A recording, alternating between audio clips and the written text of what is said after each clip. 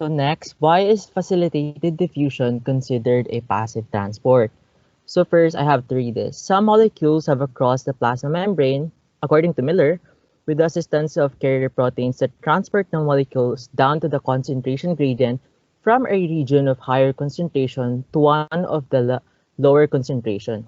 A carrier alternates between two configurations, moving molecules across the membrane as the shape of protein charges. The rate of facilitated diffusion depends on how many carrier proteins are available in the membrane and how fast we can move the specific molecule. Now, to explain it bluntly, the cell needs materials. So the cell needs materials like nutrients. Then there are minerals in the extracellular fluid outside the cell. So the plasma membrane, which is the opening thing, can you project that picture please?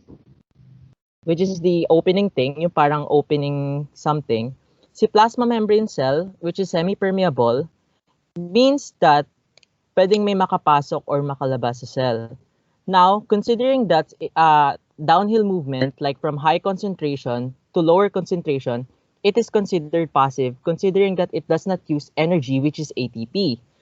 Hence, ang kabaliktaran is passive transport ang tawag kapag mayroong ATP dahil pabagsak naman yung movement niya. Next is, what is osmosis? So osmosis is the movement of higher water concentration to lower water through semi-permeable membrane.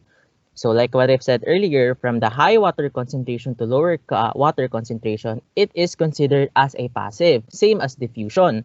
Now, is it same as diffusion? Why? Because they both don't require ATP energy. That's why they are considered passive. Now, to explain what osmosis is, so imagine let's say imagine a bottle.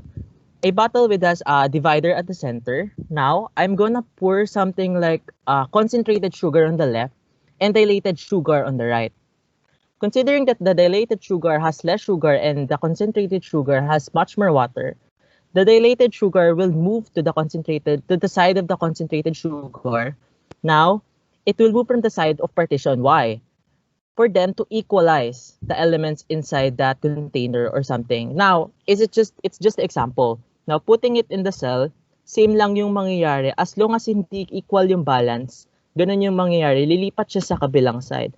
Now, what is the, for the animals and the plants naman, semi-permeable membrane or the osmosis, hypertonic. In the animal, kapag hypertonic, pag sinabi kasing hypertonic in the animal, is it one that higher solute concentration outside than the cell inside? So, ang mangyayari kapag hypertonic siya, oh god, I'm lost, sorry. Pag sinabing hypertonic, the cells of the animals will be shriveled, unlike and the plants will be plasmalized. In the isotonic, on the other hand, isotonic means the one that has the same concentration of solutes both inside and outside of the cell. So, sa animal yun, because it's balanced. It balanced the environment of a cell, especially within the water. On the plants naman, on the other hand, it is considered flaccid, which means it is loose or floppy or withdrawn over the cell wall. Kapag naman hypotonic means one that has higher solute concentration inside the cell than outside. So that means that on the plants, it will become turgid. On the animals naman, it will become lysed. So lysed means more of like magkakaroon ng deterioration din sa cell because of the kasi mas mataas yung higher solute concentration nung nasa loob kaysa nung nasa labas. Yun lang po. Okay, thank you very much. Ganda na pagkaka-explain na. Talagang detalyado eh. Okay. Thank you. Who's next? Group 7. Okay.